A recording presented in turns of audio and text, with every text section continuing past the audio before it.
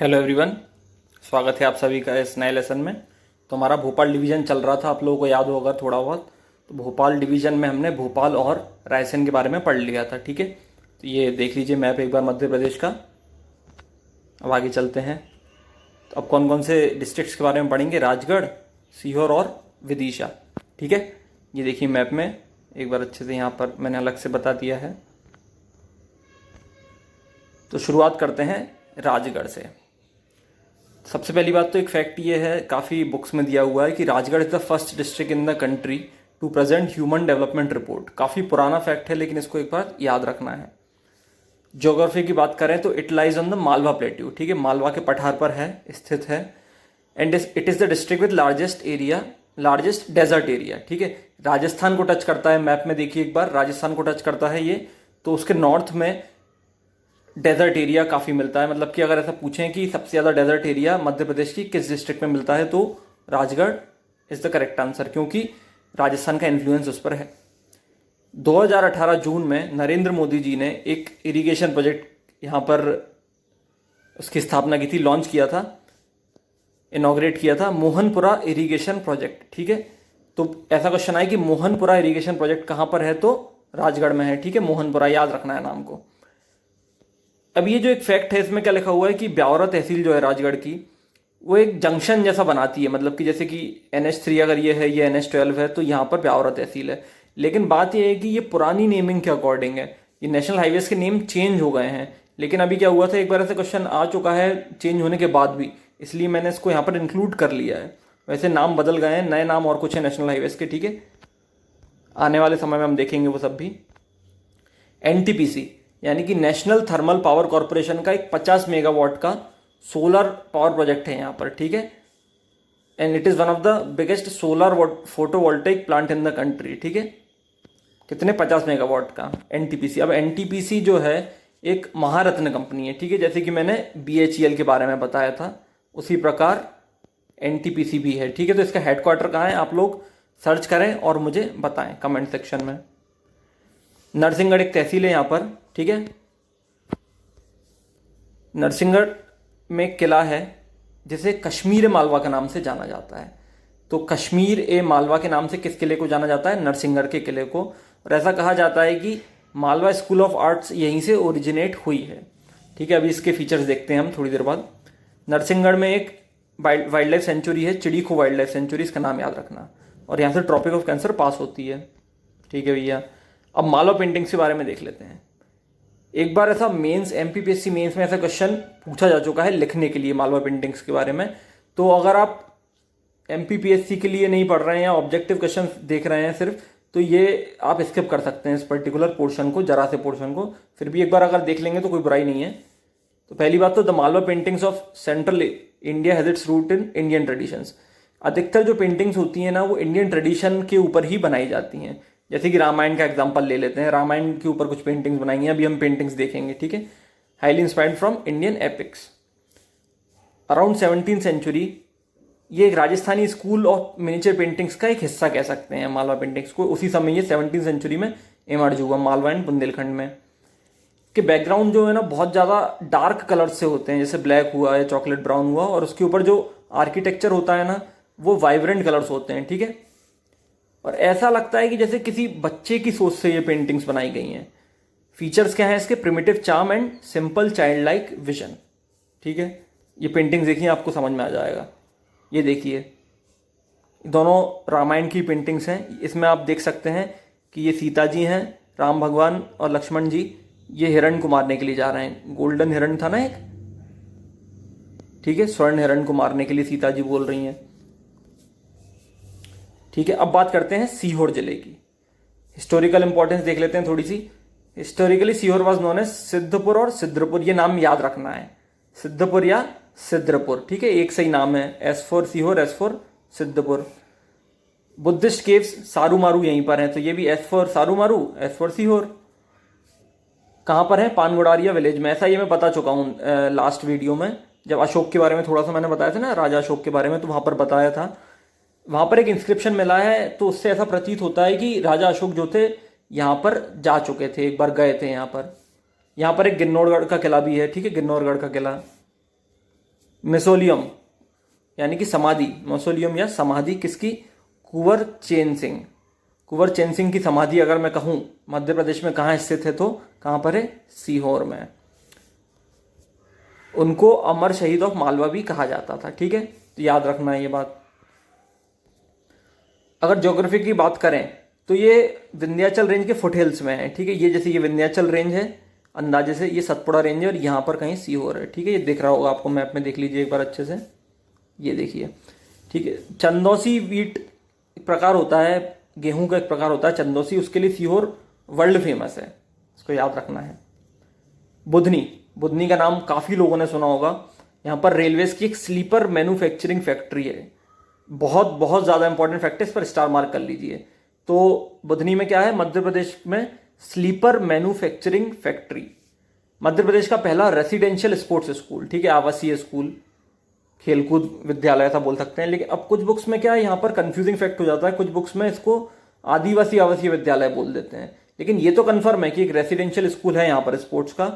लेकिन फिर कुछ बुक्स में लिखा रहता है कि आदिवासी वाला अलीराजपुर में है, तो ये थोड़ा सा कंफ्यूजिंग फैक्ट है। लेकिन आपको ये याद रखना है कि मध्य प्रदेश में रेसिडेंशियल स्पोर्ट्स स्कूल कहाँ पर है? बुधनी में।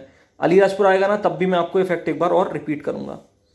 Central farm machinery training and testing institute is also located here. ठीक है भैया, आगे बढ़ते हैं, कुछ दूसरे फैक्ट्स देख लीजिए। ये अभी करंट अफेयर्स का फैक्ट है। कंट्री का पहला national institute of mental health rehabilitation is situated here. ये पहले भोपाल में बनाया जा रहा था, ठीक है, लेकिन फिर उसके बाद डिसीजन बदल दिया गया और इसे सीहोर में बनाया जा रहा है। पारधी एक जनजाति होती है, यहाँ पर काफ़ी पारधी लोग मिलते हैं सीहोर में। मोस्टली ये कहाँ पर मिलती है जनजाति? महाराष्ट्र और कुछ पार्ट्स मध्य प्रदेश के। ठीक है, तो पारधी कहाँ पर है? सीहोर में मिलते हैं। मतलब सेंट्रल मध्य प्रदेश है ना जो हमारा, उसमें लगभग पारधी मिलते ही हैं। Sehore district gets benefit from Kolar project, देख लेना एक बार से। ये एक ही फैक्ट देखो यहाँ पर, भोपाल हमारी राजधानी आप सभी को पता है, लेकिन जब भारत आज़ाद हुआ था ना, तब भोपाल को, या भारत आज़ाद नहीं, रीऑर्गेनाइजेशन ऑफ स्टेट जब हुआ था, पुनर्गठन जब हुआ था ना राज्यों का, उस समय भोपाल को तहसील बनाया गया था किसकी? सीहोर की। और फिर सेपरेट डिस्ट्रिक्ट भोपाल को 1972 में बनाया गया। ठीक है भैया, पार्वती नदी की बात कर लेते हैं, यहाँ से उद्गम है। तो पार्वती रिवर कहाँ से राइज होती है? Vindhya range of Sehore district, Ashta tehsil एक यहाँ पर सीहोर में, वहाँ से पार्वती नदी निकलती है and flows through the districts of Rajgarh and Guna. अभी यहाँ पर मैप में देखिए एक बार, ये देखो मैंने बनाया है ना मैप में, एक मिनट, ये मैप में देखो यहाँ पर। तो ये एक मैंने अंदाजे से मैप बनाया है, बिल्कुल एग्जैक्ट 100% सही नहीं है। देखो यहाँ से ये राजगढ़ है, यहाँ से ये गुना होते हुए ये राजस्थान में जाकर मिल गई है। राजस्थान में चंबल रिवर से मिल गई है। चंबल रिवर ऐसी आ रही है, मान के चलो, ये यहाँ से, सॉरी, ऐसी आ रही चंबल रिवर, वहाँ पर ये नदी मिल गई है। ठीक है, यहाँ पर लिखा भी हुआ है देखो, it is a tributary of Chambal river. तो राजस्थान में जाके मिल जाती है और मध्य प्रदेश में राजगढ़ और गुना में फ्लो होती है, ऐसा याद रखना है। अब विदिशा की बात करते हैं। विदिशा का सबसे पहले हिस्टोरिकल इंपॉर्टेंस देखते हैं। काफ़ी हिस्टोरिकली काफ़ी फेमस सिटी है ये। In ancient times Vidisha was known as Bhelsa और बेसनगर, याद रखना है ये नाम। एंशिएंट नाम्स जितने भी बता रहा हूँ सारे याद रखना है। तो एंशिएंट टाइम्स में विदिशा को भेलसा कहा जाता था या बेसनगर। बिंदुसार के टेन्योर में अशोक, राजा अशोक के जो पिताजी थे, तो अशोक उस समय गवर्नर थे विदिशा के थे और उन्होंने यहाँ के मर्चेंट की लड़की से शादी की थी, ये बता चुका हूँ मैं। ये कहाँ पर लिखा हुआ है ऐसा? कालिदास जो राइटर हैं उनकी मेघदूत में, मेघदूतम या मेघदूत में लिखा हुआ है ऐसा। Around 2nd century BC, Greek ambassador Heliodorus visited the court of Shunga king Bhagabhadra. ठीक है, तो हेलियोडोरस नाम के एक राजदूत थे, ग्रीक राजदूत, वो भागभद्र, शुंग राजा भागभद्र के दरबार में आए थे और वो इतने वैष्णव धर्म से इतने प्रभावित हो गए थे कि उनने वासुदेव या विष्णु की याद में एक पिलर बनवाया है। यहाँ पे अभी पिलर का फोटो भी देखेंगे हम। ठीक है, एक आर्कियोलॉजिकल साइट है यहाँ पर विदिशा में, किस नाम से? ग्यारसपुर नाम की, याद रखना है, इतना इंपॉर्टेंट है ये। ठीक है, अब उदयगिरी केव्स की बात कर लेते हैं। यहाँ पर कुछ गुफाएं हैं, लगभग 20 गुफाएं हैं गुप्ता पीरियड की, जिसमें हिंदू और जैन स्कल्पचर्स मिलते हैं। तो उसका नाम है उदयगिरी केव्स। एक minute, they are notable for the ancient sculpture of Vishnu, Vishnu भगवान के लिए फेमस हैं। आप लोगों ने अगर सुना हो कि विष्णु जी का एक वराह अवतार था, ठीक है, तो उसी की इमेज यहाँ पर हमें देखने को मिलती है। आप इंटरनेट पर गूगल पर सर्च करिए, यहाँ पर आपको समझ में आ जाएगा मैं क्या कहना चाह रहा हूँ। औरंगजेब ने इसका नाम बदलकर आलमगीरपुर कर दिया था, और फिर उसके बाद राजेंद्र प्रसाद जी ने वापस से इसका नाम विदिशा किया। इतने इंपॉर्टेंट फैक्ट्स नहीं है, फिर भी देख लेना एक बार। देखिए ये हेलियोडोरस पिलर यहाँ पर दिख रहा है आपको, ठीक है, ये एक पिलर है, ठीक है। अब कुछ दूसरे फैक्ट्स देख लेते हैं विदिशा से संबंधित। विदिशा इज द हाईएस्ट चना प्रोड्यूसिंग डिस्ट्रिक्ट ऑफ मध्य प्रदेश। सर्वाधिक चना कहाँ पर उत्पादन किया जाता है? विदिशा में, ठीक है भैया। सम्राट अशोक सागर, जिसको हलाली प्रोजेक्ट भी कहा जाता है, is constructed across Halali river which is a tributary of Betwa river, ठीक है। तो हलाली प्रोजेक्ट देख लेना एक बार, नाम याद रख लेना बस, इस क्षेत्र में है। ट्रॉपिक ऑफ कैंसर यहाँ से निकलती है, देख लेना ये भी। Ganj Basoda is the hottest place of Madhya Pradesh, ठीक है, ये भी ठीक है। अब सिंध रिवर के बारे में देख लेते हैं। Originates from Sironj tehsil of Vidisha in Malwa plateau. अब देखिए ये यहाँ पर मान के लिए कि ये सिरोंज तहसील है, यहाँ से मालवा प्लेट्यू में यहाँ से सिंध रिवर ओरिजिनेट हो रही है। अब ये कौन कौन सी डिस्ट्रिक्ट से निकलती है, मतलब फ्लो होती है? गुना, अशोकनगर, शिवपुरी, ग्वालियर, दतिया, भिंड, और फाइनली ये उत्तर प्रदेश में यमुना नदी में जाकर मिल जाती है। देखिए ट्रिब्यूटरी है यमुना रिवर की ये। तो अब ये देखिए मैंने ये मैप जैसा बनाया है ना, तो ये एक अंदाजे से बनाया मैंने, हो सकता है एग्जैक्ट सही ना हो, लेकिन एक बार आप मैप में डिस्ट्रिक्ट्स देखना और एक ड्रॉ करने की कोशिश करना कि रिवर कहाँ कहाँ से फ्लो हो रही है। शिवपुरी में एक डैम है यहाँ पर इस नदी पर, मणिखेड़ा डैम, ठीक है, तो ये नाम याद रखना है। अब ये जितना भी हमने अभी तक पढ़े, ये 2 लेसन्स या 2 चैप्टर हमने जो पढ़े हैं भोपाल डिवीजन को लेकर, उन पर कुछ क्वेश्चंस हम देखते हैं, ठीक है। तो क्वेश्चंस देखिए, पहला क्वेश्चन देखिए, BHEL was established with the help of which nation? Options देखिए, फ्रांस, रशिया, ब्रिटेन या US। तो क्या है, याद करिए, answer is C, Britain.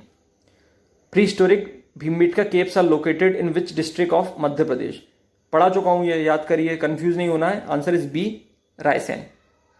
Tropic of cancer doesn't pass through which of the following district? तो पहले देखिए कहाँ कहाँ से होती है। भोपाल से होती है, राजगढ़ से होती है, विदिशा से भी होती है, गुना से नहीं होती, ठीक है। मैप में देख लीजिए, आपको समझ में आ जाएगा।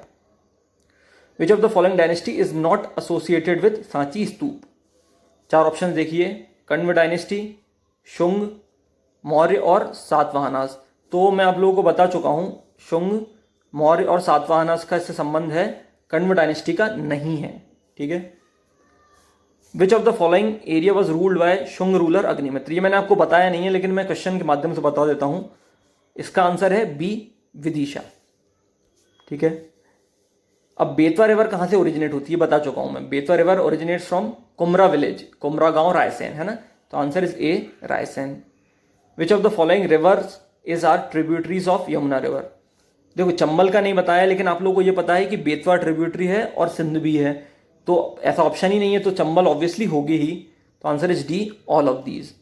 अब ये आप लोगों को देख के बताना है कि ये राइट बैंक ट्रिब्यूटरीज हैं या लेफ्ट बैंक ट्रिब्यूटरीज हैं, ठीक है, ये मुझे देखकर आप कमेंट सेक्शन में बताइए। नेक्स्ट क्वेश्चन क्या है देखते हैं। The Greek ambassador Heliodorus visited in the court of which king? Option देखिए, अभी थोड़ी देर पहले पढ़ाया है, अग्निमित्र, भागभद्र, अशोक या भद्रबाहु। तो आंसर इज B, भागभद्र। इनने वो पिलर बनाया ना विष्णु जी के लिए। Who discovered Bhimbetka caves? ये मैं बता चुका हूं, तो answer is A, VS Wakankar. अब ठीक है, जेम्स प्रिंसेप जी के बारे में भी बताया था, अलेक्जेंडर कनिंगम जी के बारे में भी बताया था। अब ये दयाराम साहनी जी कौन है, ये आप सर्च करिए और हो सके तो मुझे कमेंट सेक्शन में बताइए, अच्छा लगेगा, काफ़ी दूसरे लोगों को भी जानने का मौका मिलेगा। Which of the following personality is not related to Bhopal? अब वैसे ऐसा क्वेश्चन आता नहीं है, MP से संबंध पूछा जाता है, लेकिन देख लीजिए एक बार, कोई बुराई नहीं है। शंकर दयाल शर्मा, बिल्कुल इनका संबंध है भोपाल से।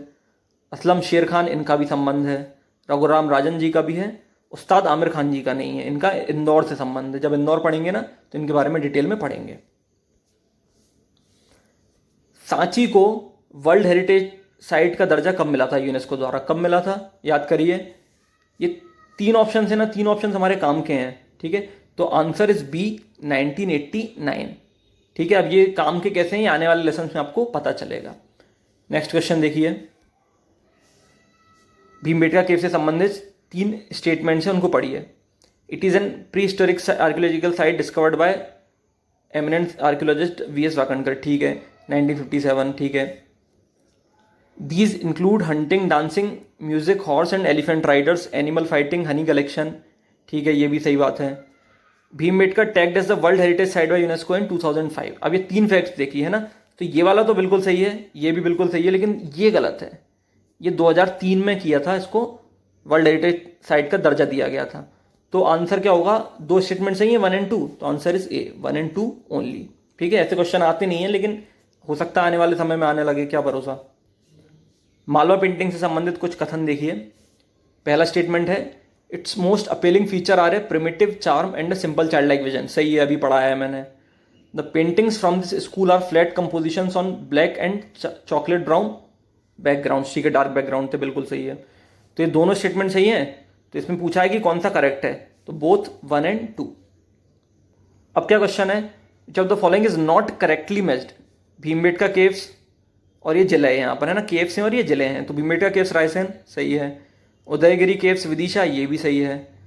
अब ये 2 देखिए, मृगेंद्रनाथ केव्स और सारूमारू केव्स, तो एस से एस मैंने बताया था ना, सारूमारू केव्स सीहोर, तो ये भी सही है।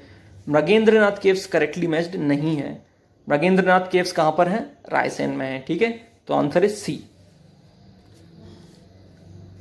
अब ये जो क्वेश्चन दिया है मैंने, ये लास्ट अटेम्प्ट जो था एमपीपीएससी का, उसमें से एज इट इज उठा लिया है मैंने, कुछ भी नहीं किया है इसमें, वैसा का वैसा मैंने यहाँ पर लिख दिया है, पढ़िए इसको। Which of the following brave from Bhopal led the main movement and sacrifice is life during the first struggle for independence in 1857। मतलब ये पूछ रहे हैं कि 1857 की लड़ाई में भोपाल से कौन लड़े थे, ये सीधी बात है। तो आंसर इज ए, फाजिल मोहम्मद खान, ठीक है। ये भोपाल में मैंने आपको नहीं बताया था, लेकिन मैं क्वेश्चन के माध्यम से आपको बता रहा हूँ। शेख रमजान सागर से लड़े थे। दोस्त मोहम्मद खान का भी भोपाल से संबंध है, तो देख लेना एक बार। अब ये क्वेश्चन मैंने बनाया है, कि ये क्वेश्चन देखिए।